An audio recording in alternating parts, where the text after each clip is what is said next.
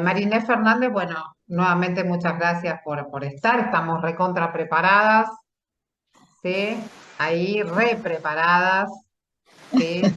Para la clase de hoy hemos hecho toda la tarea. El sábado estuvimos en la presentación de este libro de Marinés. Marinés Fernández, para aquellos que no la conozcan, es una historiadora, una gran historiadora, que en sus últimos trabajos, pues tiene una publicación súper vasta, se dedica a la historia de mujeres trabajadoras y no trabajadoras, es decir, mujeres.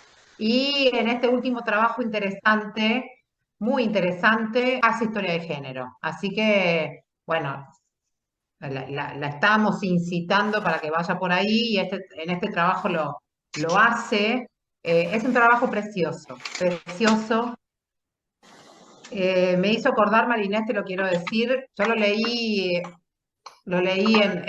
hace un tiempo para prologarlo. Ahora que lo tengo en papel, lo fui chusmeando, leyendo y me aboqué a leer el momento 4, ¿sí? Porque así está dividido en momentos, como en olas, ¿sí? Tiene cierta, así, movimiento el texto. Me hizo acordar, Marinés, a un historiador, la prosa, un historiador que a mí me gusta mucho. Yo lo estaba leyendo y decía, esto es Ronald Fraser. Ronald Fraser es un gran historiador social, un gran historiador oral. En sus textos focaliza mucho el ambiente, ¿sí? Del momento, ¿no? Mucho el ambiente. Eso es historizar. Bueno, el trabajo María Inés lo cumple, ¿no? Ella en el momento 4 habla de qué van las mujeres en ese momento de la historia de Latinoamérica, ¿no? Te agradezco mucho, María Inés, que estés aquí, porque, bueno, para mí es un gran honor, para mí, para Andrea, para Dolores, tenerte. Intentamos nosotras hacer actividades para visibilizar nuestro trabajo y el tuyo le da un vuelo precioso, ¿no? A nuestro trabajo. El libro es una belleza, ¿no? El diseño, como siempre, todos los libros de Marinés tienen un diseño muy lindo.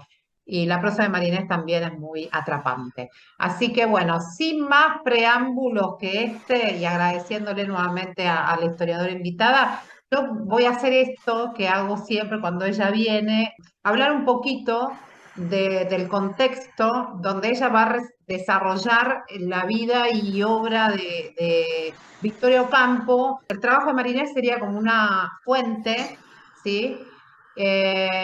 Para analizar el proceso histórico, ¿no? En este caso, la década infame. La década del 30 para mí habla mucho de la antesala al eje, uno de los ejes principales de la materia que es el peronismo, ¿no? Bisagra en la historia de nuestro país por un montón de circunstancias, ¿no? Por un cambio político, social y económico que se vivencia en nuestro país a partir de la emergencia del peronismo. Entonces, por eso la clase se llama Los umbrales del peronismo, como lo hizo alguna vez, como lo que pensó alguna vez el historiador Mayullita, ¿no?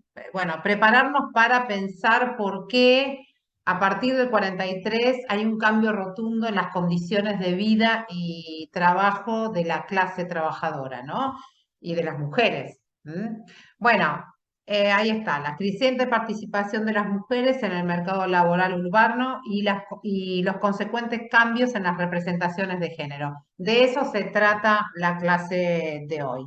Les tiro algunas pistas para, bueno, revisar la bibliografía, algunas preguntas, problemas. ¿Cómo atraviesa el género ese accionar, ¿no? Esa participación? ¿M?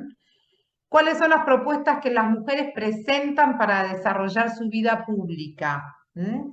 ¿Qué hechos determinan el escenario político de la década del 30? ¿Todo esto en qué contexto? ¿Sí? Bueno, unas preguntas disparadoras de los materiales. Los materiales que tienen ustedes hoy son el texto de Dora Barrancos, el texto de Holloway y como fuente el texto de Marina Fernández. Bueno, empezamos a hablar un poco de las mujeres, del género, de la actividad política. Bueno, tenemos que más o menos delinear brevemente de dónde, cuándo surge el feminismo. Y esto es una discusión, ¿sí?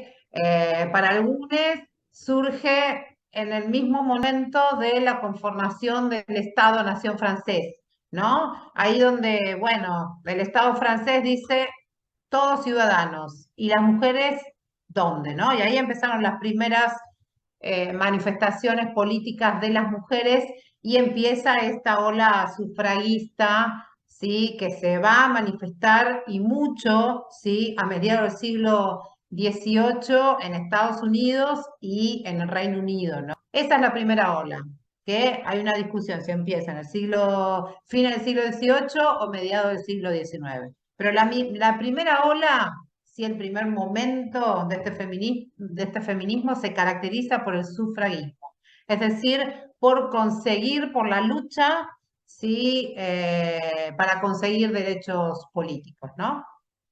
Y votar, como los varones, decidir.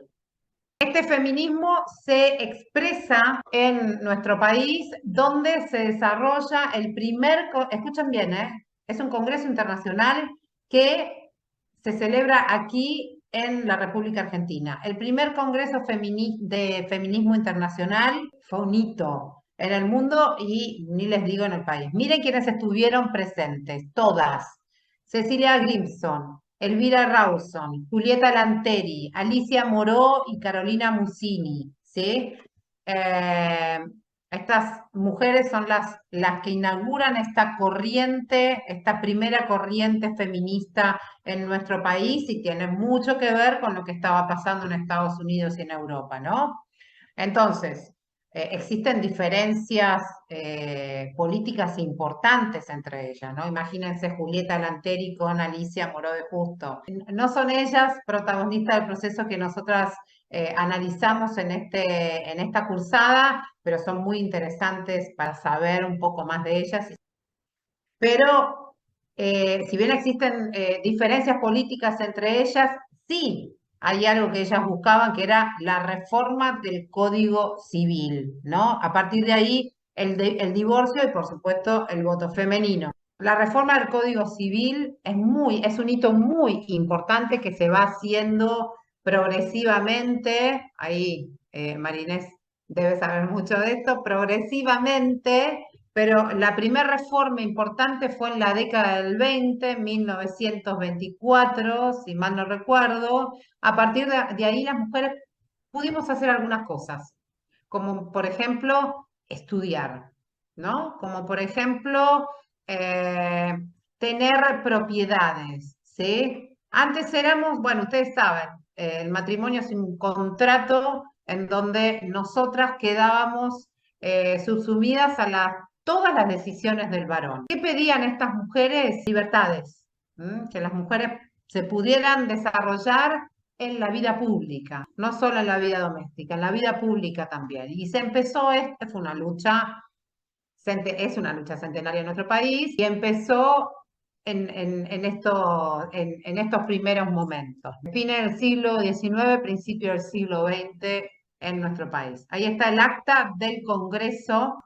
Llegamos a la década del 20 ahí. ¿Qué pasa con el feminismo y los conservadores y las conservadoras, ¿no? Que gobernaban nuestro país y lo van a hacer, ¿sí? Nuevamente en el 30, ya siendo gobierno. ¿Había una doble cara? Bueno, lo que se empezó a pensar ante el avance del comunismo después de la Revolución Rusa es cómo detener eso, ¿no? Entonces, lo que empezaron a pensar las conservadoras, los conservadoras, es la restauración moral para las mujeres, ¿sí? Que mostraban o que buscaban cierta autonomía, ¿no? Bueno, había una crítica importante a los cambios en la vida privada que impulsaba el comunismo, ¿no? Con la constitución del Estado socialista va a haber una impronta muy marcada acerca de los deseos de este Estado de participación femenina en la vida política, ¿no? A diferencia de la generación del 80, que era una generación laica, ¿sí? La Constitución del Estado Nacional es una constitución en donde la Iglesia queda de costado. Bueno, estos conservadores se acercan a la Iglesia Católica y ahí su respaldo, ¿sí? A estas posiciones justamente conservadoras, ¿no? Esto tiene que ver con un contexto importante que es lo que estaba sucediendo en el mundo, el avance del fascismo, y bueno, ahí el Vaticano un poco cerquita de esta decisión, o de esta aparición de esta corriente de ultraderecha. Frente a esto hay una doble cara, ¿no? Hay como ciertas concesiones para que las mujeres no avancen tanto en su lucha. Entonces hay discusiones que se dan en el Parlamento acerca del sufragio femenino, el famoso debate de 1932 que lo cuenta con detalle Dora Barrancos, los debates acerca del divorcio, ¿sí? También 1932, y continúan los debates acerca de modificaciones nuevas al Código Civil, ¿no? Ahí tenemos a las socialistas empapelando las calles en 1930. Las mujeres en las calles, haciendo política, ¿no? Aunque nadie lo cuenta, era así. ¿De dónde surge todas estas ideas o qué está pasando en el mundo? Brevemente, la Revolución Rusa en marcha, ¿no? Revolución Rusa, para aquellos que no la recuerdan, octubre de 1917, ¿no? Y lo que desata, ¿no? Por lo menos para los teóricos marxistas que llevaron adelante la revolución, esta revolución tenía que expandirse por todo el mundo. Cuento brevemente. La Revolución de Octubre dio a movimientos de izquierda en el mundo la esperanza de derrumbar al capitalismo, ¿no? Hay una ola de huelgas e insurrecciones en el continente europeo entre 1917 y 1923-24, ¿no? Con la conformación de la Unión Soviética. Y, bueno, acá tenemos en esta imagen, en esta filmina, a Rosa Luxemburgo, ¿no? La gran teórica Rosa Luxemburgo, que se sabe muy poco de ella, ahora se sabía muy poco, ahora se sabe mucho más. Es una gran teórica, ¿no? De la talla de Lenin, ¿sí? Bueno, ella fue la fundadora del Partido Comunista en Alemania, una de las fundadoras también de la Liga Espartaquista, ¿sí? Y bueno, y de la revolución en la Alemania que fracasa, ¿no? En este contexto surge la tercera internacional socialista, bien digo, respaldada o expresada en las políticas del Cominter, ¿sí? Y aquí sí hay una ruptura muy importante a nivel ideológica entre el comunismo y la socialdemocracia, ¿no? A partir de esta época también se da la guerra civil, es decir, frente a este oleaje revolucionario, los que habían sido parte de los aliados se unen, ¿sí? Para terminar con la revolución en Rusia. Esto hace que se enfrente el ejército rojo ruso comandado por Trotsky, el otro gran teórico marxista, y el ejército blanco. La guerra termina a favor de Rusia. Rusia gana esa guerra, ¿sí? Con consecuencias económicas y sociales terribles, ¿sí? Y a partir de ahí empieza a conformarse luego. Esto es una resumen, recontra resumen de estos años, ¿no? Perdón, pero para darle espacio ahí a Medina. La creación de la Unión Soviética, ¿sí? La muerte de Lenin, el control de la Unión Soviética por Stalin y con un endurecimiento de las políticas del partido que dirige el Estado, ¿sí? El cambio de rumbo, ¿no? Esta viraje, en vez de la revolución, que la idea era que de Lenin el que la revolución se expandiera por el mundo, la idea de Stalin es justamente todo lo contrario, ¿no? ¿Por qué hablamos tanto del comunismo? Hablamos tanto del comunismo por esto, por esta situación. ¿Cómo están organizados los trabajadores y las trabajadoras? Porque vamos a hablar de distintas corrientes ideológicas, de mujeres, ¿sí? En distintas corrientes ideológicas, a partir de la conformación del movimiento obrero argentino a mediados del siglo XIX. Existen las primeras organizaciones y las primeras centrales a fin del siglo XIX, ¿no? Quiero recordar, vamos a hablar de América Latina, quiero recordar que Argentina es uno de los países en donde esta organización de trabajadores y trabajadoras es muy temprana, ¿sí? Es muy temprana. Por eso marca una diferencia importante en relación a otros países, por lo menos del Cono Sur. Esto después lo puede aclarar un poco Marinés, ¿no? Pero las corrientes son el anarquismo, que era mayoritario a fines del siglo XIX y, por ende perseguido, ¿no? Estaba en el ojo de la tormenta, perseguido por los conservadores, todas las políticas represivas, ¿sí? Del orden conservador de fines del siglo XIX estaban dirigidas a terminar con los trabajadores y las trabajadoras, con la militancia, ¿no? De los trabajadores y las trabajadoras anarquistas, que es muy activa. Las mujeres anarquistas son muy activas a fines del siglo XIX y principios del siglo XX. El socialismo, el sindicalismo revolucionario, que es un desprendimiento del socialismo, es una crítica al socialismo reformista, y el comunismo. ¿Mm? Y pasamos, sí, a este también cambio de rumbo que se da en el 30 a nivel económico, a nivel social, que tiene que ver con la caída de la bolsa de Nueva York, con la gran depresión que esto genera, y se basa en el crecimiento económico de la década del 20, sustentado eh, no por aumentos salariales, sino por una burbuja financiera, por la expansión de crédito, que eso estalla a fines de la década del 20, ¿sí?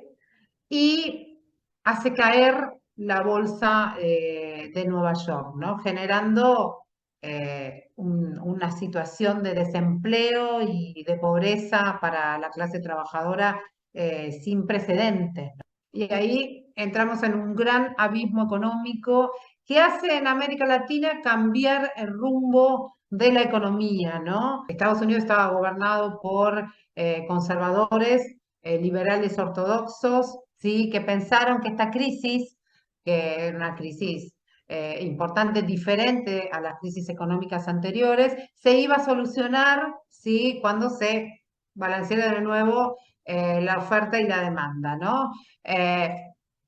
Ortodoxos, no nos metemos en economía, no hacemos nada, la cosa se va a acomodar.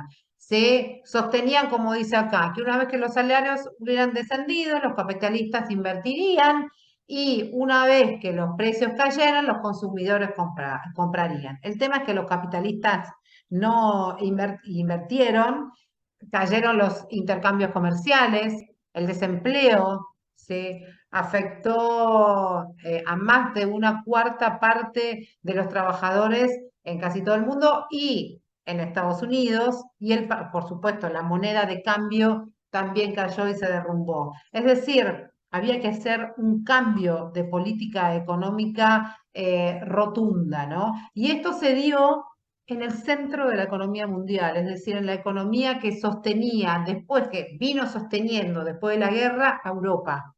Así que fue como dice acá, un abismo económico, ¿no? Y la política clásica, económica clásica, ortodoxa, perdió consistencia, y el viraje o el cambio de rumbo va para un modelo basado en la no ortodoxia económica, ¿no? El keynesianismo, la política económica de Keynes, ¿no? Que se basa en la intervención de los estados en la economía, en la regularización de la economía interna, bueno, en el control de, de las políticas vinculadas al desempleo, ¿no? Y a partir de ahí, a partir de estas políticas económicas, la constitución de lo que se conocen posteriormente como estados de bienestar, ¿no? Pero en sí, la intervención a la economía con algunas medidas para evitar, en este contexto de crisis, que la competencia extranjera deteriorar aún más la economía interna, ¿no? Eso explicamos un poquito más, pero bueno, eso. Y en este contexto de crisis económica y social, En algunos estados, países europeos, surgieron el modelo fascista, ¿no? Y acá tenemos a dos de los, montón de modelos en Europa, ¿no? Pero dos de los máximos exponentes de estas políticas de ultraderecha, que es, bueno, Benito Mussolini, fundador del partido fascista en Italia, a principios de la década del 20, y Adolf Hitler, ¿sí? El líder del Partido Nacional Socialista Alemán, el Führer. También surge en la década del 20, los dos en un contexto de crisis posguerra, y vinieron, ¿sí? Estos partidos que tienen líderes, como digo acá, líderes carismáticos que devienen de Fuerzas Armadas, muchos, tienen esta impronta de venir a rescatar a una sociedad atravesada por la crisis y a dar soluciones a esa crisis, ¿no? En lo político, sí, también son fuertemente anticomunistas, ¿sí? Y surgieron estos modelos. A principios de la década del 20, y sí fueron en el caso de Italia gobierno en el 20 y en el caso de Alemania gobierno en el 30. ¿Sí? Y este es un contexto, la ultraderecha, la expansión de la ultraderecha frente al avance del comunismo, que también se manifiesta en nuestro país, ¿sí? En la década del 30, ¿no? Con el golpe del 30, a consecuencia de también la fuerte crisis económica. Esta es la década infame. Y ¿sí? El primer gobierno es un gobierno, se inaugura con el golpe de un eh, grupo filofascista también, comandado por Uriburu, ¿sí? Y respaldado por Agustín P. Justo, ¿sí? Y después, cuando en la Argentina se quiso implementar un modelo muy parecido al modelo de Estado corporativo implementado por el fascismo italiano, bueno, ante este avance se produce un autogolpe, y la propuesta de un sector más liberal de las Fuerzas Armadas de hacer un gobierno que cumpla con la ficción democrática, eh, como sucedió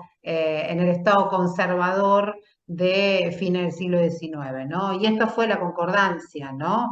Desde Justo hasta Castillo existió, ¿sí? Una ficción democrática sostenida en la corrupción política y el fraude, ¿no? Ese famoso fraude patriótico que los conservadores del país, la burguesía terrateniente, quiso mantener, ¿sí? Para, bueno, sostener sus vínculos económicos con el capital extranjero, ¿no? Ahí están, los tienen aquí, después los pueden encontrar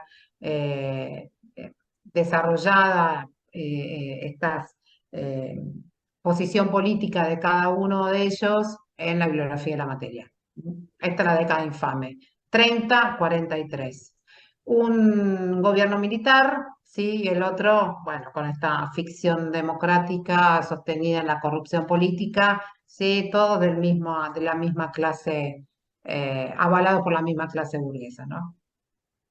Bueno, acá está, el fraude patriótico y la dependencia económica. Para eso el golpe del 30, ¿no?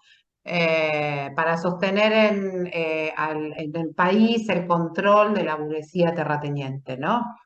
Eh, bueno, la oposición fue una década también sumamente violenta. Miren esta imagen, ¿no? Los miembros del ejército, ¿sí? Desfilando por las calles de la ciudad, ¿no?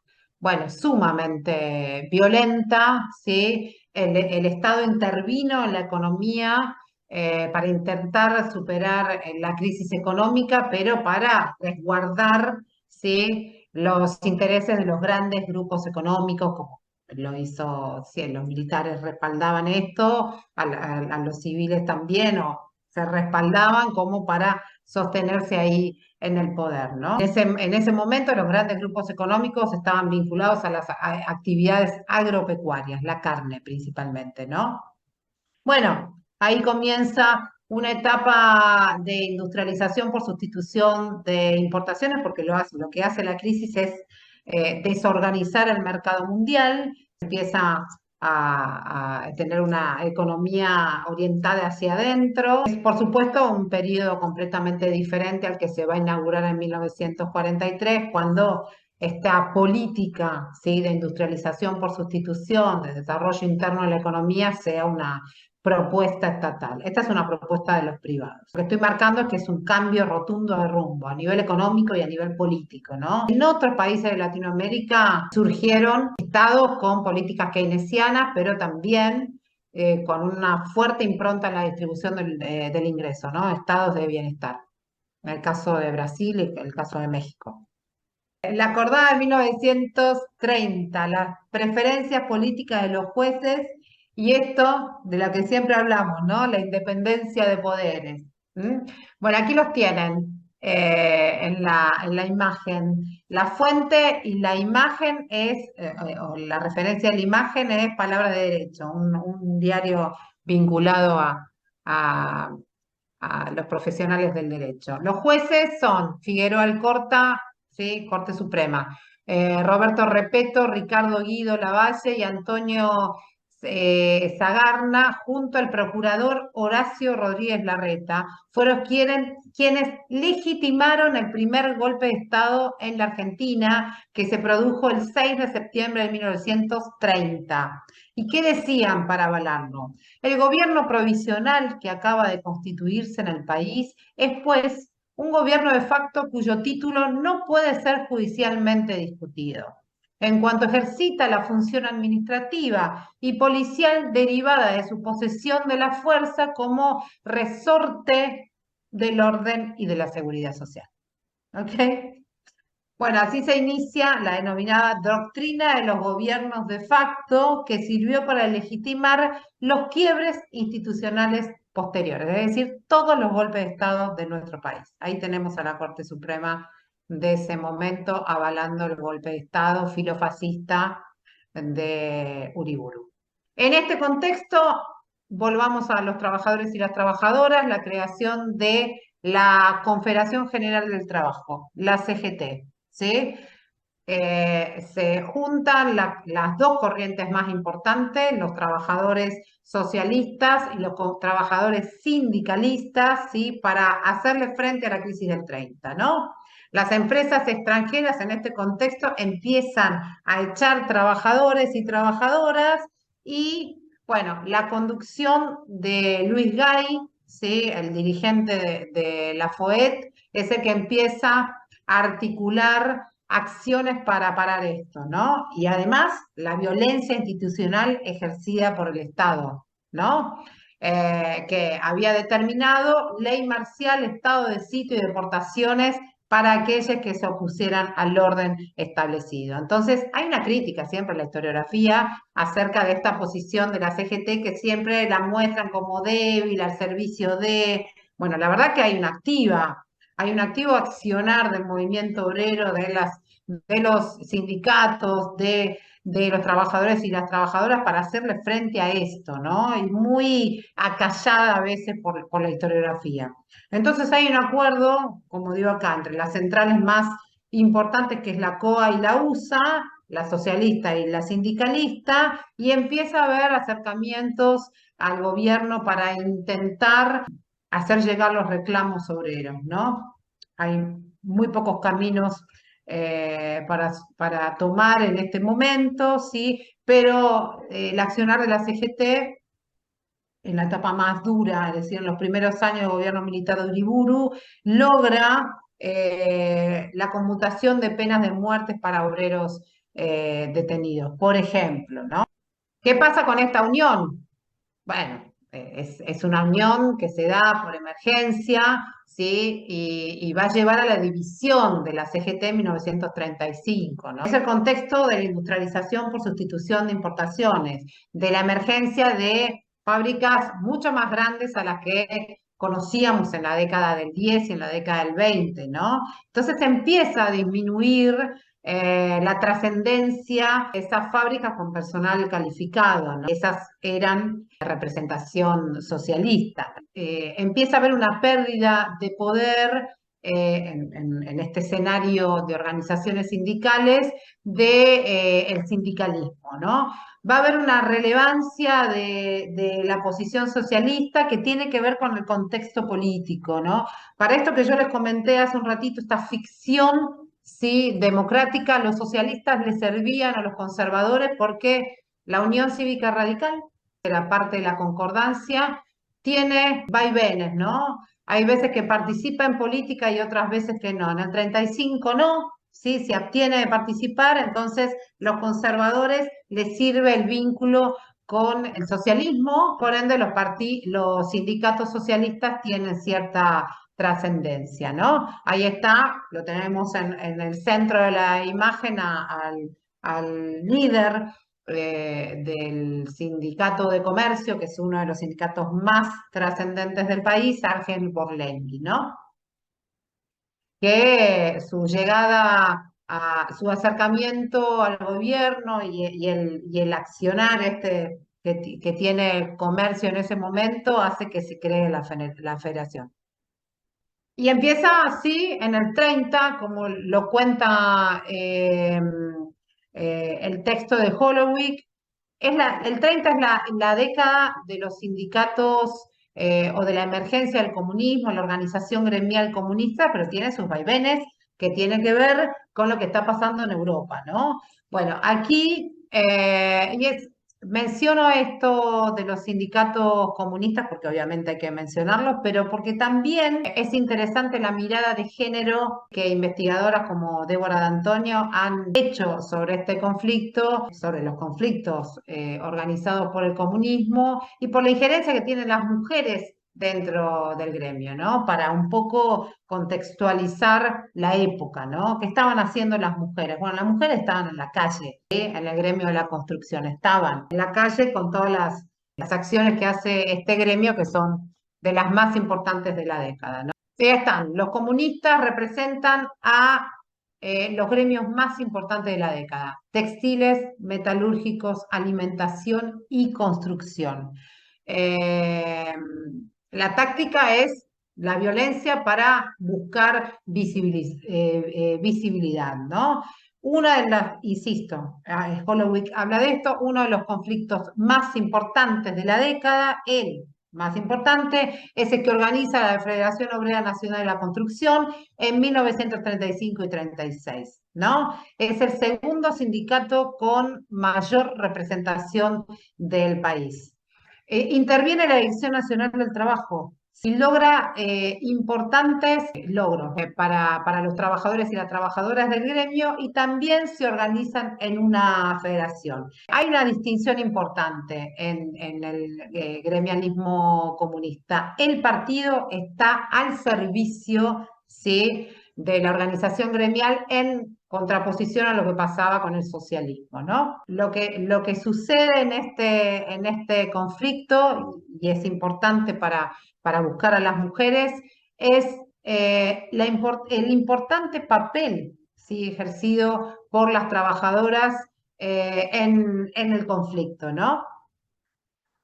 El gremio de la construcción, que es un gremio comunista, le dio mucha relevancia, ¿sí?, al papel de la mujer dentro de del sindicato, ¿no? Que por supuesto estuvo invisibilizada en las fuentes sindicales porque es un gremio masculino, ¿no? En ciertas ocasiones la dirigencia sindical del gremio vieron como una debilidad la militancia femenina, o poca capacidad para poder participar en acciones del sindicato, como también, ¿sí?, a la homosexualidad masculina, ¿no?, como rasgos de debilidad, ¿sí? ¿Por qué el comunismo crece? Porque en este contexto, en la década del 30, el socialismo pierde importancia a partir de la salida de la abstención electoral de la Unión Cívica Radical, que se suma al gobierno conservador. Entonces, el apoyo que tenían los sindicatos socialistas ya no los tienen, o la llegada que tenían al gobierno conservador ya no los tienen. ¿Mm? Bueno, ahí está. Las representaciones de género en el gremio de la construcción. Contra el avance del fascismo, este es un hito muy relevante en la política internacional que trajo sus consecuencias en las organizaciones sindicales comunistas a nivel nacional y a nivel mundial. La Tercera Internacional dispone los frentes populares, ¿sí? Es un cambio de rumbo rotundo en relación al periodo anterior. Hay un apoyo a la burguesía considerada progresista y no se reivindica un programa socialista, pero sí la lucha por la democracia burguesa, ¿no? En contra del avance fascista, ¿no? Y acá en el centro de la filmina, el Guernica de Picasso, que es una obra maestra hermosa, ¿no? Que describe la guerra civil, las consecuencias de la guerra civil española, ¿sí? Lo pinta en 1937 y es una obra que es enorme y hoy en día está expuesto en el Museo Reina Sofía de España, en Madrid, ¿no? Bueno, hay un avance del fascismo en España y se conforma el Frente Popular para parar este avance, ¿no? Surge la Guerra Civil, 1936, que dura hasta 1939, le da el triunfo al fascismo, el avance de Franco en el gobierno español y la discusión, ¿no? Dentro del Frente Popular Español, ¿quién debe protagonizar la revolución? ¿La política antifascista, la política anticomunista, ¿no? Aquí se ve en España como, bueno, la política del Frente Popular fracasa y avanza el fascismo en España, ¿no? Bueno, la Tercera Internacional se prolongó hasta 1943, cuando Stalin la disuelve para afianzar su alianza con la democracia de los Estados Unidos y Gran Bretaña, ¿no? Frente al avance del nazismo, ¿sí? O de la Alemania nazi en el contexto de la Segunda Gran Guerra que comienza en el 39, ¿no? Estos son los vaivenes del comunismo que afectan a toda la política internacional, ¿no? Y en la región, el gremialismo comunista expresa esos vaivenes, ¿no? Ni les digo aquí en la Argentina.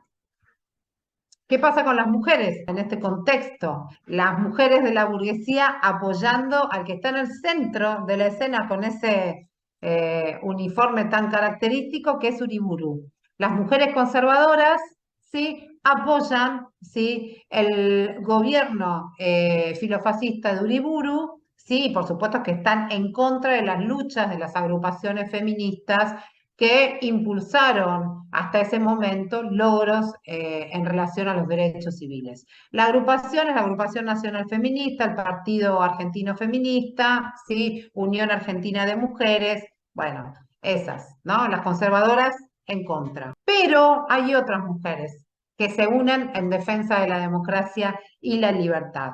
Y aquí tenemos a las agrupaciones socialistas y comunistas en Argentina que se organizaron, ¿sí? Para hacerle frente al avance del fascismo y, por supuesto, en contra de la Guerra Civil Española. Las organizaciones de mujeres dentro de partidos de esta corriente se dejan en segundo plano sus propósitos feministas y se suman a estas acciones. En el socialismo, por supuesto, la más importante es Alicia Moro de Justo, que justamente es la esposa del presidente del partido, Juan de Justo, y va a encarar acciones para, por ejemplo, no sé, organizar colectas, apoyar desde aquí al Frente Popular en España. Y el Partido Comunista también tiene sus acciones para apoyar al Frente Popular, ¿no? Accionar de la Junta de la Victoria, organizaciones de colecta, actividades culturales, etc. Las mujeres anarquistas también. Acá en el centro de la escena a Alicia Moró de Justo, sí, en Radio Nacional. Ya cerrando la clase, ¿qué pasa con las mujeres en este contexto, en los umbrales del peronismo? Nosotros analizamos una socialista que escribe mucho en esa época, que es Josefina Marpons, es una periodista, ¿sí? Que tiene, la analizábamos porque tiene que ver con ciertas cuestiones de la época, ¿no? Que es, por ejemplo, el trabajo femenino. ¿Cómo es analizado la inserción del trabajo femenino, ¿sí? En distintos gremios en la época, ¿no? Bueno, las socialistas como ella no rompen con los estereotipos de género de la época, ¿no? Entendían que la identidad femenina, ¿sí? Tiene que ver con la maternidad y con el trabajo doméstico, ¿no? Es decir, las tareas de cuidado están bajo la responsabilidad de la mujer y esto es importante porque describe un poco el momento, ¿no? Pero sí tienen que justificar de alguna manera el trabajo fuera del hogar, porque existe, porque en el mercado de trabajo hay una gran inserción de mano de obra femenina en la década del 30. ¿Y cómo lo justifican? Por la transitoriedad, es decir, es transitorio el trabajo femenino en el mercado, la complementariedad es complemento del trabajo del hombre y es por necesidad, solamente por necesidad. Es decir, las mujeres no tienen deseos de trabajar. ¿Por qué? Principalmente muchas de ellas, las que no tienen estos deseos, tienen que ver con el trabajo femenino, está muy mal visto porque rompe con la lógica doméstica. Toda esta característica del trabajo femenino disfrazan las inequidades de género que existen en el mercado de trabajo, porque una mujer gana menos que un hombre y porque el trabajo es por necesidad, es transitorio y es una complementariedad del laburo del que sostiene el hogar, que es el varón. Ahora, ¿qué dice Josefina Marcón? Ante toda esta situación, el Estado debe ser el que tiene que auxiliar a las mujeres, como con la creación de instituciones tales como los jardines, las colonias de vacaciones, para apoyarlas en las tareas del hogar. También las mujeres estaría buenísimo que participen de sindicatos, dicen, pero los sindicatos, dice Josefina Marcón, es un lugar para varones. Entonces, ¿qué hay que hacer ante esta situación para que las mujeres sí logren algunas mejoras en sus condiciones de vida? Bueno, que participen en política. Y ahí está, sí, su perfil sufragista. Tiene que participar de política, tienen que tener derechos políticos. A partir de su participación en política, que es solamente votando, van a cambiar su realidad. Cerramos la clase de hoy, más o menos que dijimos. La estructura de sindicatos grandes, federaciones, por rama de oficio, como los que conformaron los comunistas, ni esta es la antesala al peronismo. Esta es la antesala al modelo sindical argentino. ¿Y de dónde viene? De el ida y vuelta de Perón en la Secretaría de Trabajo con estos gremios, de Perón en la Secretaría de Trabajo con estos gremios. El diálogo de Perón con los sindicatos, surgimiento del modelo sindical argentino, ¿sí? A partir de 1943.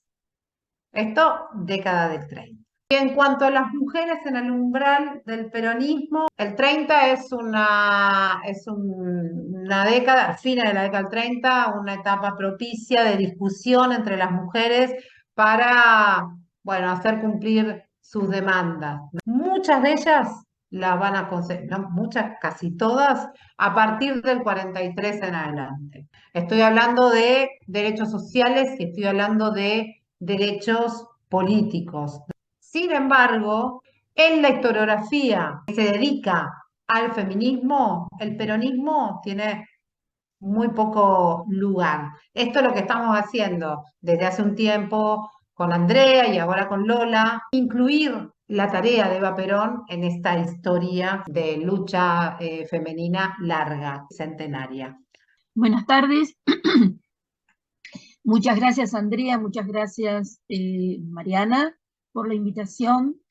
Eh, Quisiera agregar muy pocas cosas frente a lo que dijiste, Mariana, que me parece una clase historia social, política, económica excelente, un recorrido que abarca todo ese periodo y mucho más. decir algo que tiene que ver con la grieta, ¿no?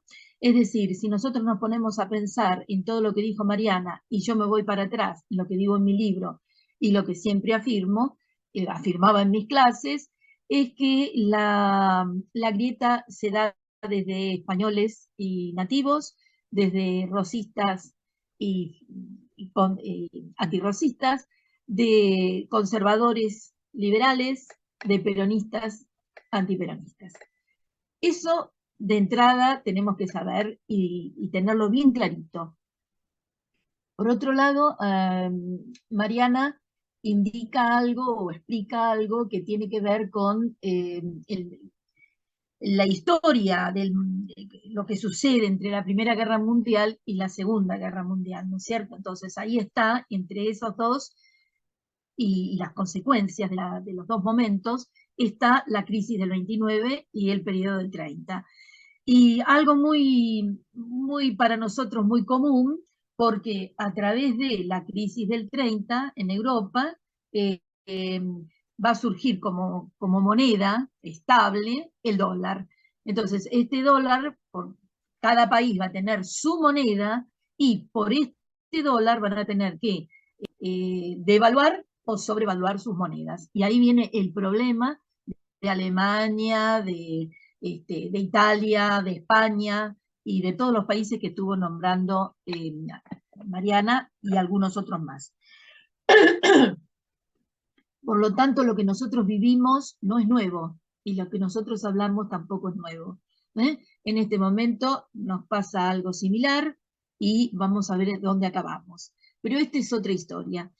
Con respecto a lo que a mí me toca hoy, es una personalidad muy interesante que fue elegida de alguna manera, propuesta por mí, pero elegida por Mariana y Andrea. Estuve siempre, creo, en las clases de ellas, cada vez que dan la materia, hablando de Eva Perón, sobre Eva Perón, su aspecto político, social, incluso de género, hemos llegado a hablar y acordar.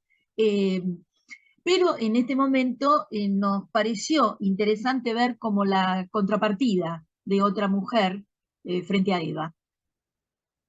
Victoria Ramona, Victoria, Epifanía, Rufina Ocampo. Ese era el nombre, más conocida como Victoria Ocampo, que nace un 7 de abril de 1890. Con lo cual, de 1890 a 1979, que muere, atraviesa un periodo muy largo de nuestra historia argentina, con todos los vaivenes que ha tenido. Nació en Buenos Aires y en realidad se la reconoce, se la recuerda como escritora, intelectual, ensayista, traductora, mecenas y editora. Pertenecía a una familia aristocrática, nunca trabajó, nunca percibió tampoco ningún salario de sus ediciones que en alguna vez hizo, y su principal, porque la familia así podía solventarla, su primer idioma fue el francés. Desde muy joven viaja a París y a Inglaterra y reafirma su idioma francés y el inglés. Como tercera lengua, el castellano o el español. Me parece interesante saber de dónde viene esta mujer, ¿no es cierto? Ya que sabemos también de dónde vienen otras mujeres. Y la historia o la familia Ocampo desciende de un paje gallego de Isabel la Católica, uno de los primeros habitantes de la isla de Santo Domingo. Entre sus abuelos y tatarabuelos tuvo relaciones con José Hernández, que provenía de una parte de la familia de parte paterna, y también de un caudillo de Perú y de un fundador y colonizador como Domingo Martínez de Irala, ¿no es cierto? Que fue uno de los representantes más importantes de las corrientes colonizadoras. También fue la familia amiga de Sarmiento, mantenían una fluida, digamos, fluidas visitas y fluidos comentarios entre ellos cuando se reunían. Uno de sus abuelos, además, estuvo muy relacionado con un episodio que marcó mucho la vida de nuestra colonia y de la época independentista, porque es el causante de la muerte de Felicitas Guerrero. Felicitas Guerrero fue una importantísima dama de la sociedad, muy joven, que va a ser muerta por justamente por uno de los tíos abuelos de Victoria. Victoria siempre decía que su padre era el que sentía o el que imponía el sentido de la honestidad, mientras que su madre era la que imponía las líneas o normas de vida para la familia. Victoria, durante su infancia, desarrolló un gran cariño por una tía abuela, pero ese cariño que tuvo en un momento le hace una crítica muy fuerte cuando encuentra que su tía abuela tenía un anillo que le había regalado su marido, que decía: sos de mi posesión, un anillo de oro, que la abuela llevaba con mucho orgullo. Eso le cae muy mal a Victoria, y a partir del momento que ella ve ese anillo en la tía abuela, dice que ella no está de acuerdo con eso y que su vida va a ser de otra manera. O sea que allí, desde muy joven, ya la vemos y se va pintando cómo es su figura. Estudia piano, dibujo, poesía, idiomas, literatura, de Oriente, clásica, griega, etcétera, ¿no? En Europa, junto a sus padres. Siempre tuvo institutrices que la guiaron en la educación. En una oportunidad de esos viajes, alrededor de 1900, si no recuerdo mal, 1910, una de sus hermanas, Clara, muere de una diabetes infantil. Y eso a ella la deprime mucho durante un tiempo bastante prolongado. Quiero informar también que eran 6 hermanas, y otra de sus hermanas, a la que ella admiraba profundamente, es Silvina Ocampo, ¿no es cierto? La esposa de Mujica Núñez. Los nombro porque después en algún momento los voy a volver a nombrar. Se hace muy amiga, cuando vuelve de ese viaje, de Delfina Bunge. Ustedes fíjense los nombres que yo voy marcando, son todos de la oligarquía, son todos de la sociedad. Victoria enviaba a Delfina, que se hace muy, muy amiga, como les digo, cartas todas las semanas, y era como que ella necesitaba apoyarse en alguien, era mayor, Delfina, unos 12, alrededor de 12, 15 años más, y le contaba sus cuestiones personales. Y ahí es donde le cuenta lo del anillo y le dice que ella no es que que esté en contra del matrimonio, pero que tiene que ser un matrimonio abierto, un matrimonio libre, con tan solo 25 años. Y decía esto. Ese matrimonio, entonces, lo va a cristalizar en 2 momentos de su vida. Se casa con 2 personas diferentes. Pero, previo a eso, ella no se siente muy, muy querida ni muy, digamos, contenida con Delfina, porque Delfina en 1912 se casa, y es como que cortan esta relación de las cartas, ¿no es cierto? Bueno, en realidad podríamos decir que Victoria eh, cumple su deseo de casarse y se casa con Luis Bernardo de Estrada, que todos lo apodaban Mónaco, ¿no? Era de una familia patricia, muy católica y muy conservadora. Digamos que ya ahí no vemos la situación como que pueda tener una larga vida. Se conocen en un partido de tenis y se empiezan a frecuentar, pertenecer y quedar ligada en forma pasiva a la persona, ¿no es cierto?, que fuera su marido. Le dura muy poco. Cuando van a un viaje a Europa, nuevamente con su marido, conoce en ese viaje, en Roma específicamente, a la persona de quien ella se enamora. Era también de la alta sociedad y era el primo de su primer marido, Julián Martínez. un diplomático, 15 años mayor que ella, y se siente deslumbrada. Ella todo lo manifestaba a través de sus cartas. Entonces ella lo que escribe dice, se sintió deslumbrada y temió no verlo más. Entonces en una carta escribe a Delfina: en el momento en que lo vi de lejos, su presencia me invadió. Miraba mi boca como si mi boca fueran mis ojos. Duró un siglo, es decir, un segundo. Nos dimos la mano. La arquitectura de la cara era de una sorprendente belleza. Cuando lo conoce Manuel Mujica Lainez, que era el amigo y cuñado, por supuesto, el esposo de Silvina Ocampo, comentó entre los amigos que era un tipo estupendo, el hombre más buen mozo de la época. O sea, se ve que era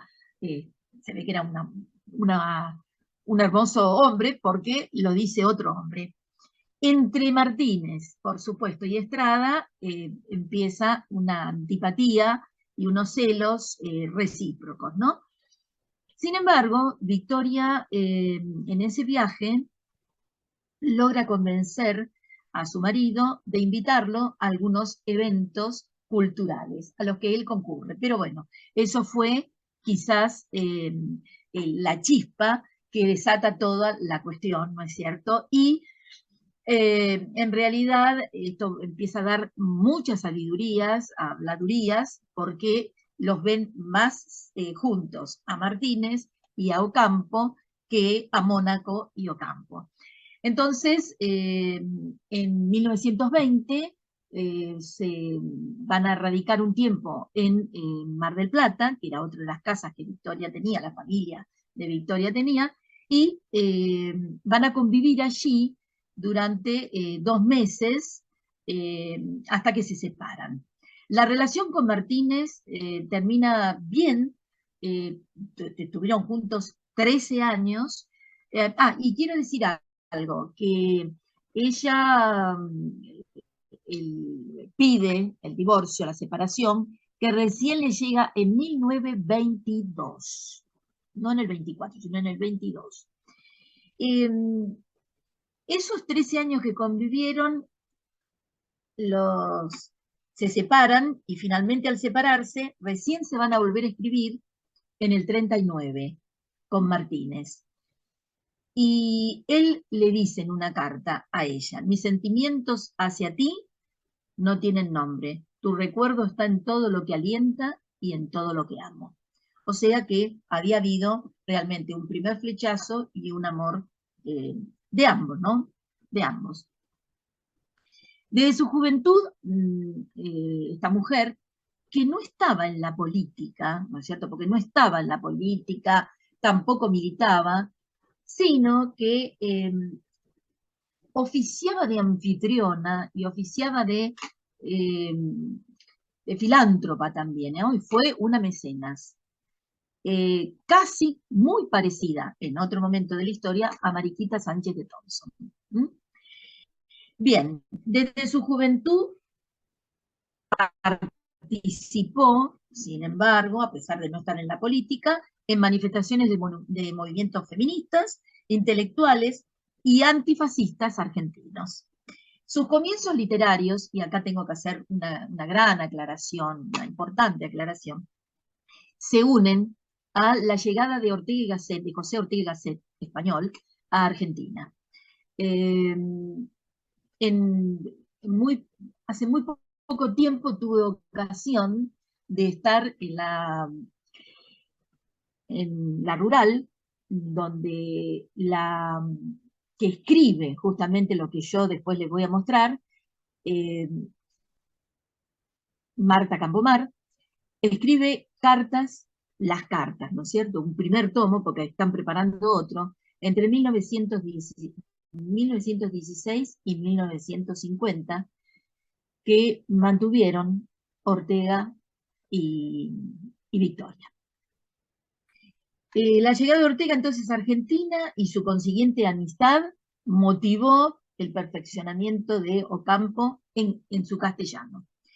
En el lapso de 25 años fueron 51 cartas las que se mandaron, Y si bien ella sentía una gran tranquilidad y estaba, digamos, a sus anchas en la redacción en francés, por muchos críticos fue catalogada de extranjerizante por algunos grupos de izquierda y nacionalistas, lo que lo obligó, por supuesto con el tiempo, a adaptarse a la redacción, digamos, hispana-castellana.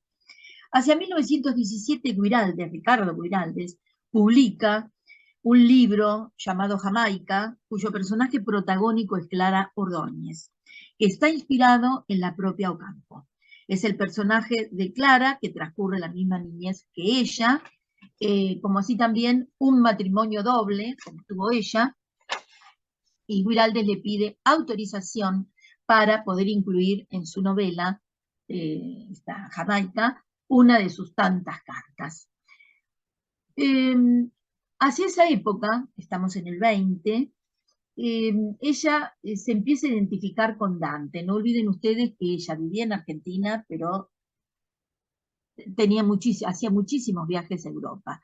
Es decir, bueno, a Italia, a Francia, a Inglaterra, esos son los 3 países, y a España, son los 4 países que más visita. Y se siente identificada con Dante, y entonces empieza a escribir, y hay un escrito muy interesante que se llama Yo vivía a Dante. ¿Quién le publica a Victoria? Para que ustedes vayan uniendo todo el panorama, La Nación. La Nación le publicaba, y hay una publicación justamente entre el 20 y el 21 del canto 14 del Purgatorio, ¿no? Del Dante, donde ahí ella empieza a mencionar y hablar, hace un atisbo de las desigualdades que existen entre los seres humanos. Hay algo que marca de alguna manera ese aspecto literario, y es justamente cuando Ortega se va, regresa a España, en el 24, antes de irse, Ortega le publica su primer libro, ¿no? El primer libro de ella, que es de Francesca a Beatrice, pero no lo hacen en una revista que luego vamos a mencionar, lo hace verdaderamente en la revista de Occidente que él manejaba. De la publicación de este hermosísimo epílogo que le hace eh, Ortega a Victoria, surgen algunas críticas, algunas favorables y otras no tanto, ¿no es cierto? Por ejemplo, Paul Grusac dice de ella que muestra ahí toda la pedantería que tiene. Hasta 1930, para ubicarnos ya en la época también, todas sus notas eran escritas en francés y luego fueron traducidas. Su amistad con Ortega, como dije antes, la incita a que empiece a escribir en castellano, en español, y él la apoda la Gioconda de las Pampas. Cuando hay un episodio bastante feo en realidad, cuando Ortega le comenta a una amiga de ambos que ella que era una pena que se hubiera encaprichado con un hombre, refiriéndose a Julián Martínez, que no era de la altura de su intelectualidad. Y ahí es cuando se produce el primer quiebre entre Ortega y ella, y se dejan de escribir. Y ella dice: dejé de escribirle totalmente, pero perder a Ortega era perder el único punto de apoyo serio que tenía en el mundo maravilloso de la literatura, donde aspiraba yo a entrar. Bueno, Ortega viene 3 veces a Argentina, primero en el 16, después en el 28 y después en el 36. La amistad entre ambos se retoma, digamos, vuelve en el 28, y Victoria reanuda, ¿no? Su correspondencia con él. En ese año, a partir de ese año y de esa década, se contacta con exponentes de la literatura. Ella se contacta con exponentes de la literatura y el ámbito intelectual. Y va a ser alentada por Waldo Frank, que es un escritor norteamericano, Eduardo Machea, y es ahí en el 1931, en que funda la editora y funda la revista, y la editorial Sur, que promueve obras literarias de escritores de toda índole, nacionales, internacionales. Allí encontramos a Borges, encontramos a Sábato, a Silvina Ocampo, su hermana, a Alejandra Pizarnik, Adorno, eh, a Bioy Casares y a Virginia Woolf, entre otras, ¿no es cierto?, que ella admiraba profundamente y quería llegar a escribir, lo dice en varias de sus cartas, como escribía Virginia. También a Heidegger, ¿no es cierto?, hasta el cese parcial de la revista en 1971. En estos años en que ella funda la revista, realiza para esa revista y para la editorial esfuerzos sin precedentes. Para esto mantiene una nutridísima correspondencia, no solamente con Ortega, sino con escritores de la talla como Tagore, como el conde Keyserling, bueno, como Waldo Frank, entre otros.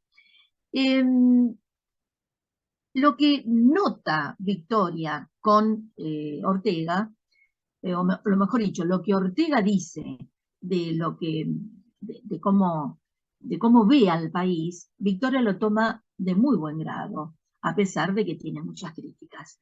En principio, cuando viene en el 28, él afirma lo que es la Argentina. Él ve a Argentina como un país en crecimiento, como un país que tiene mucho por hacer y mucho por progresar. Lo ve con riquezas, con capitales, pero capitales de gente, ¿no es cierto?, de personas, de mucho trabajo por hacer, que se hace y que se debe hacer, ¿no es cierto? Y él lo dice a viva voz. Y esto, en la crítica, en el mundillo intelectual, a algunos no les cae muy bien. Bueno, entre sus obras, pero ella lo apoya totalmente. Entre sus libros existe correspondencia, testimonios, que son 10 tomos, Tagores en las barrancas de San Isidro, La laguna de los nenúfares, que la lleva a fundar en 1936 la Unión Argentina de Mujeres, UAM, que se crea con el objetivo de defender los derechos civiles de las mujeres, ella como vicepresidenta y como presidenta, perdón, y como vicepresidenta Martínez Guerrero. En 1941, ya estamos en una década después de los 30, se instala en su residencia de Villa Campo, que hoy pertenece a la UNESCO, y ahí es donde se concentra lo más top, por así decirlo, de las figuras a nivel internacional. Como dije antes, no solamente están Tagore, sino Albert Camus, Graham Greene, Igor Stravinsky, entre otros, ¿no es cierto?, por nombrar algunos. E Indira Gandhi también tiene una nutrida correspondencia con Indira Gandhi, que la invita a nuestro país, ¿no es cierto?, en ese momento. Es la única latinoamericana en una de las sesiones de los juicios de Nuremberg, porque ella en el 36 va a Europa, va a Alemania, ahí es donde conoce al conde de Keyserling, como les decía recién, y milita en la oposición al peronismo. Por lo cual fue arrestada durante 26 días en el año 1953. Y ella dice, en una de sus cartas, que aprendió mucho, aprendió a ver cómo se vivía en ese ambiente y qué era lo que se podía esperar y quiénes podían llegar en función de ayuda, ¿no es cierto? ¿Quiénes eran amigos y quiénes no? En una palabra, para hacerlo en criollo.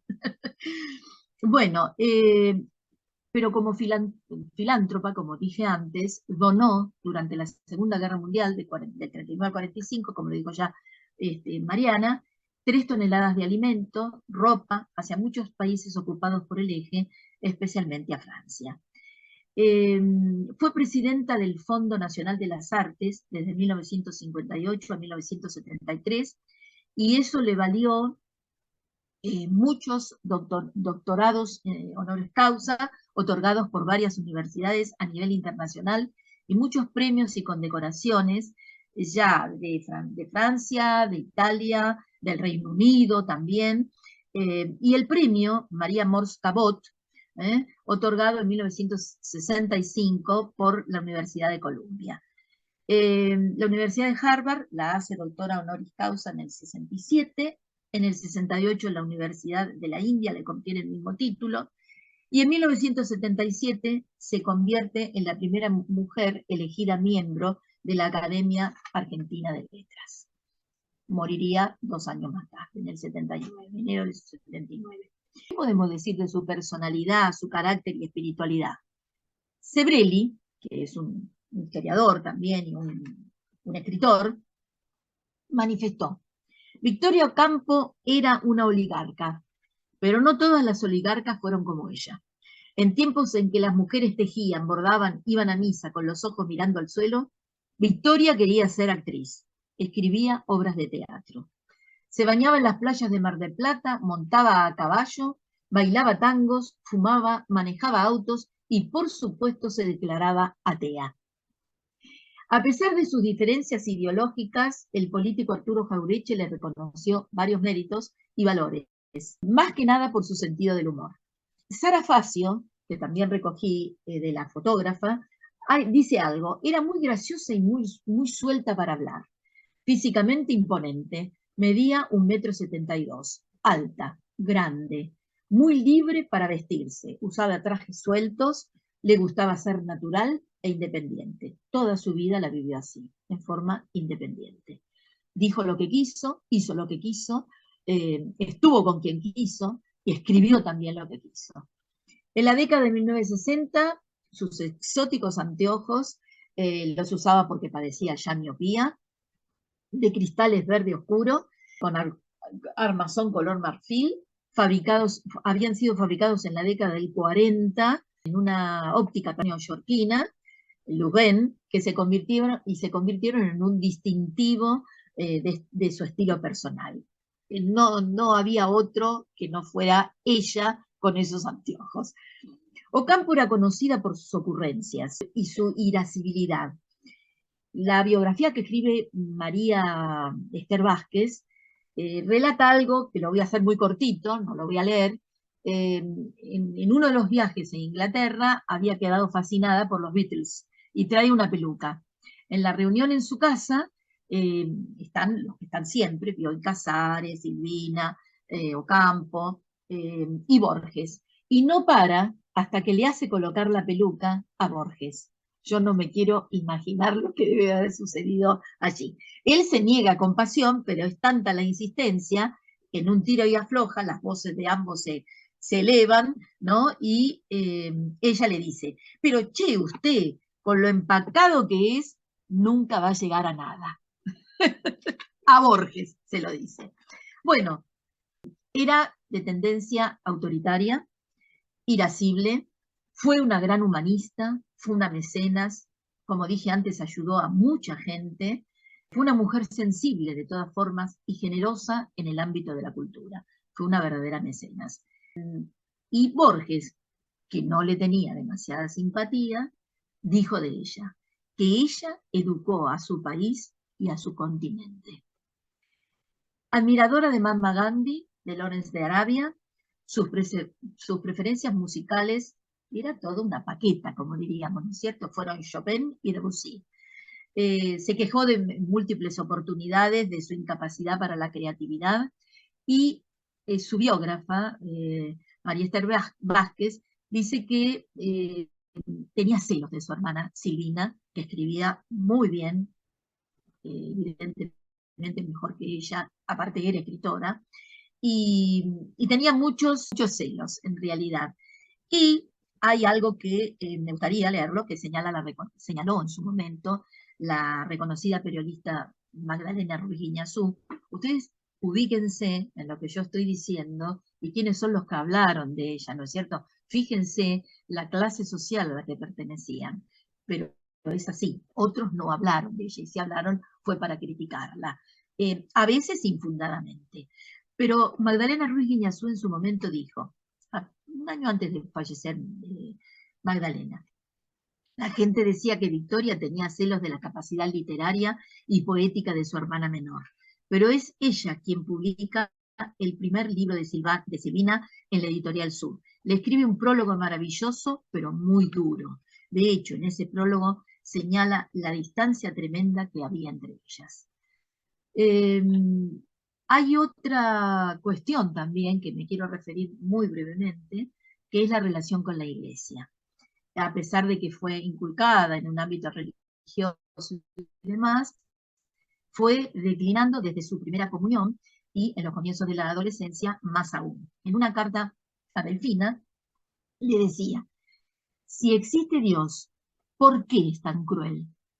Admitió sentirse vacía y manifestó: no se me había ocurrido pensar que aquel Dios de mi niñez, único testigo y confidente de mis amores y mis miedos, no tenía por qué proporcionarme seres perfectos y maravillosos, puesto que yo no era lo uno ni lo otro. Describía un Dios vengador, pero ella creía, a pesar de todo, en un Dios comprensivo y tolerante, del que tanto habían hablado Gandhi en su momento y Tagore.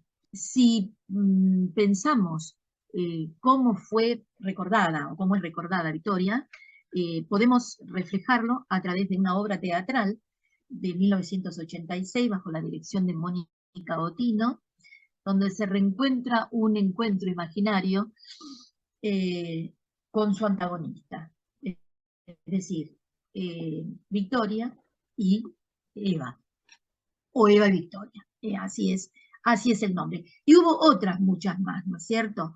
Pero lo que me parece que tendría que quedar como algo muy importante, acá, como dije, miembro de la Academia Argentina de Letras, una de las principales figuras femeninas por la lucha de las causas de la mujer, al impedir la reforma de la ley 11.357, que en cierta forma, Mariana, no la nombraste como ley, pero lo diste a entender, que era la Ley de Derechos Civiles de la Mujer, su artículo 5º y su artículo 6º. Los bienes propios de la mujer y los bienes gananciales que ella adquiera no responde por las deudas del marido, ni los bienes propios del marido y los gananciales que él administre responde por las deudas de la mujer. Y el artículo 6º, un cónyuge solo responde con los frutos de sus bienes propios y con los frutos de los bienes gananciales que administre, por las obligaciones contraídas por el otro, cuando sean contraídas para atender las necesidades del hogar, para la educación de los hijos o para la conservación de los bienes comunes.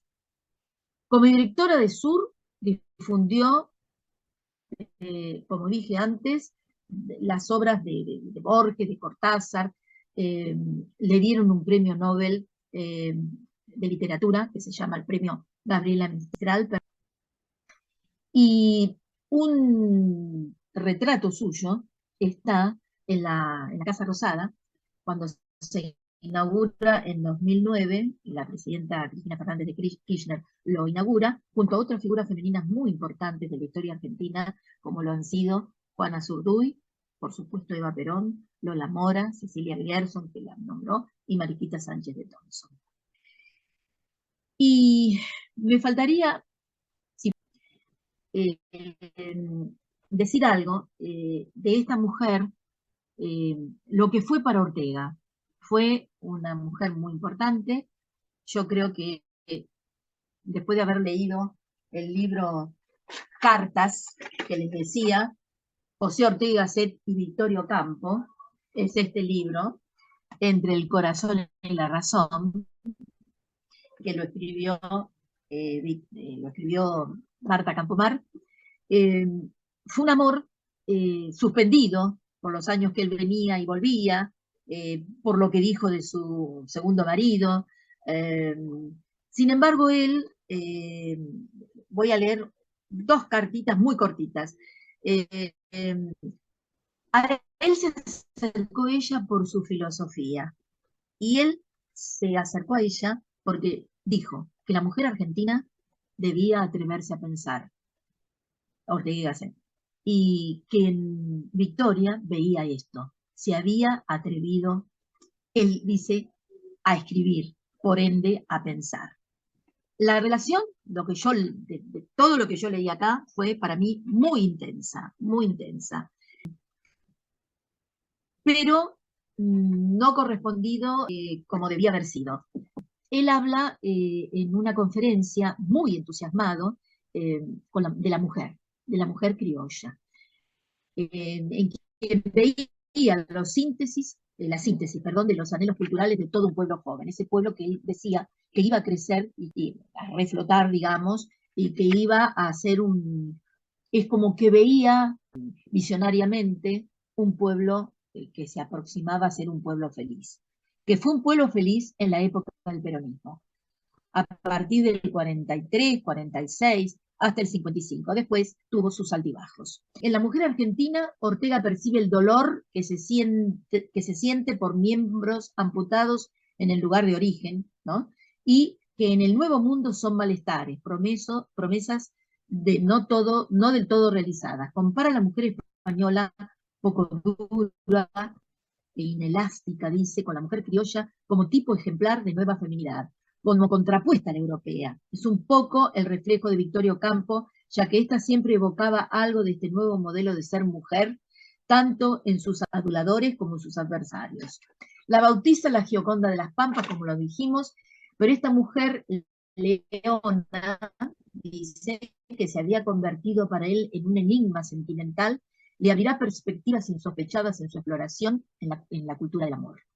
Otros, en cambio, como el conde Kaiserling, cuando le propone ser su pareja, ella lo rechaza, y él dice, es un filósofo alemán, y él la compara con una mujer reptil, simuladora, mentirosa y cruel de la civilización incaica. Fíjense ustedes el desprecio, ¿no es cierto?, por haber sido despreciado por ella. En la América Hispana de Waldo Frank, que es una novela, el novelista norteamericano, reaparece Victoria como otro símbolo de las Américas.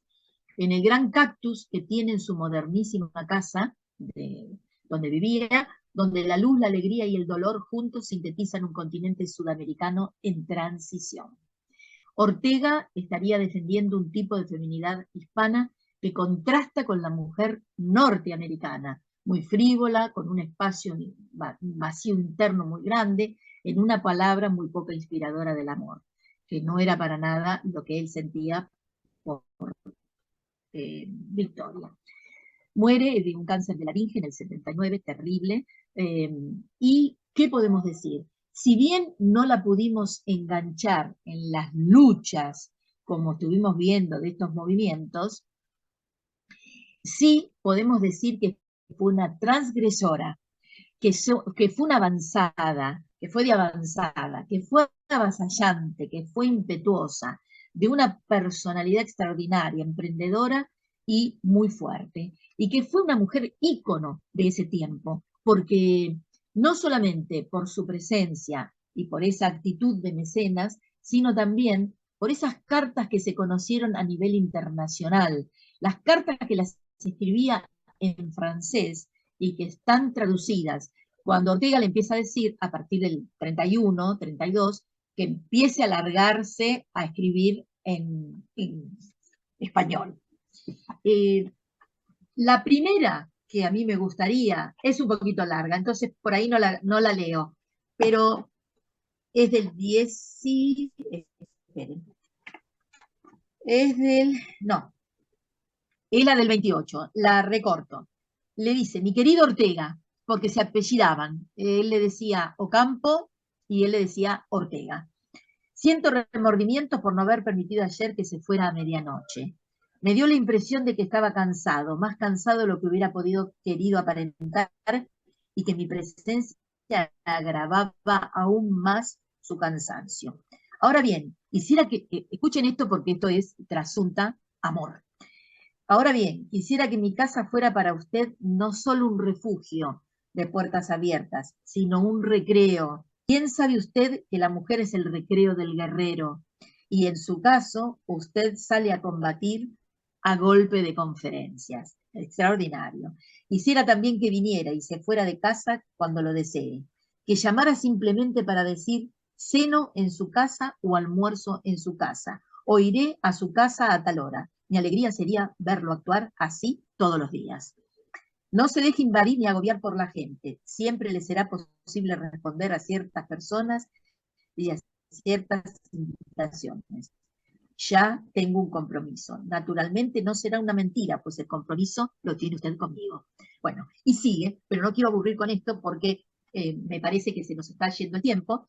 Y sí, eso es del 28. La última, que es del 50, ellos dejan de escribirse después de la Guerra Civil Española, enfrentados también, porque ella con todo el grupo de Sur va a apoyar a Franco y Ortega no apoya y justamente tiene muchos problemas por ese motivo en su España, en venir aquí, algunos lo rechazan, no puede dar clases en la Universidad de Buenos Aires, filosofía y letras, bueno, pero eso es para otra charla, y ese es Ortega, no es ella.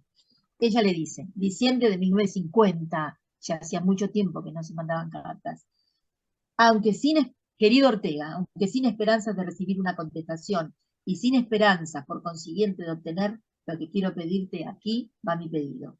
En enero de 1951, Sur cumple 20 años. Para celebrar ese aniversario, las revistas no tienen más vida que los perros que llevan una vida de perros, dice entre paréntesis, que celebran pocas revistas literarias, haremos un número especial, diciembre-enero. ¿Quieres mandarnos algo? Y entre signos de admiración le dice, nos gustaría tanto.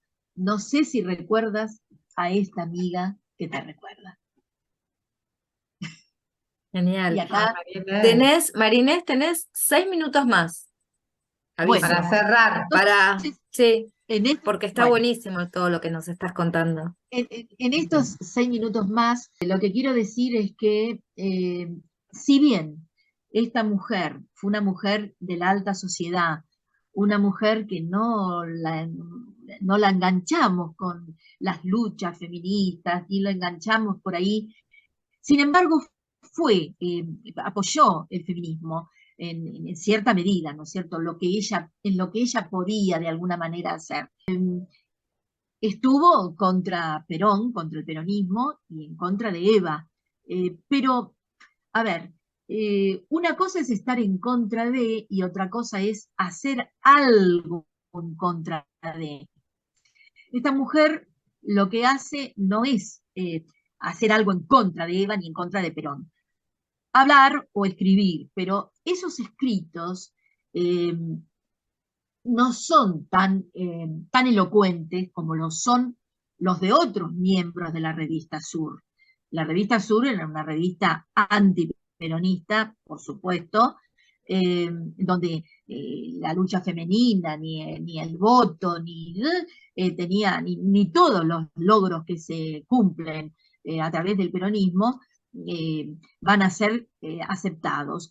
El voto sí, porque en realidad venía de muy lejos esta propuesta y en realidad la crítica adversa al peronismo, lo que hace es decir que es una medida que se toma porque en su momento no se pudo tomar y que con el peronismo se puede tomar a través de Eva Perón, que la promulga, etcétera, etcétera, pero que ya venía desde otra época. En realidad es cierto que venía desde otra época, como lo ha dicho la cátedra, como lo digo yo, y como está escrito en todas partes.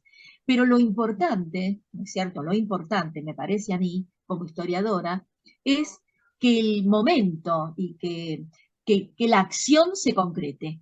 Y la concreción fue en 1947, ¿no es cierto?, del voto. Y se pudo votar en el 51. Por eso Eva, que muere en el 52, puede llegar a votar en su lecho de enferma. Bueno, es una personalidad atrapante. Hay muchísimo, yo si la que quiere dedicarse a este tema, yo después le paso más bibliografía, porque hay mucho, mucho, mucho. Las cartas son de una riqueza invalorable. Este es los otros que le decía, de la revista de estudios orteguianos. Quiero en este momento, que son 3, 4, 5 tomos, quiero en este momento hacer público un agradecimiento a mi marido, a Alberto Prestía. Alberto Prestía, que es filósofo, junto con Marta Campomar, y esto no lo digo por decir, son los que más saben porque se han dedicado a estudiar a José Ortega y Gasset. Yo agradezco a mi marido por todo el material que no terminabas de darme para leer, pero que no es muy común, no es muy común. Y que encontramos a una mujer que si bien no fue ni sindicalista, ni obrera, ni huelguista, fue una mujer muy importante en la vida cultural de esos años, bueno, desde los 20, digamos, antes de los 30 que dieron hoy, desde los 20 hasta, verdaderamente, hasta que muere en el 79, ¿no es cierto? Porque aunó, hizo núcleos importantes de pensadores de toda magnitud y de distintos continentes. Bueno, esto es lo que agregué. Agradezco en nombre de Andrea, de Lola. Nos diste una clase que nosotras titulamos Victoria Ocampo, la mujer que rompió con todas las reglas, y eso es importante para nosotras. Son experiencias, mujeres disruptivas en la historia de nuestro país, ¿no? Sí. Vos te dedicas ahora a la historia de Latinoamérica, a la historia de mujeres, pero para nosotras fue sumamente relevante conocer la época a través de Victoria Ocampo, ¿no? Esa disrupción a una Totalmente. época conservadora a Época través de conservadora. Victoria Ocampo. Sí, Y sí, por sí, eso sí, te totalmente. convocamos. Bueno, gracias Mariana, gracias Andrea una vez más, gracias a la nueva integrante, felicitaciones que se recibió hace poquito.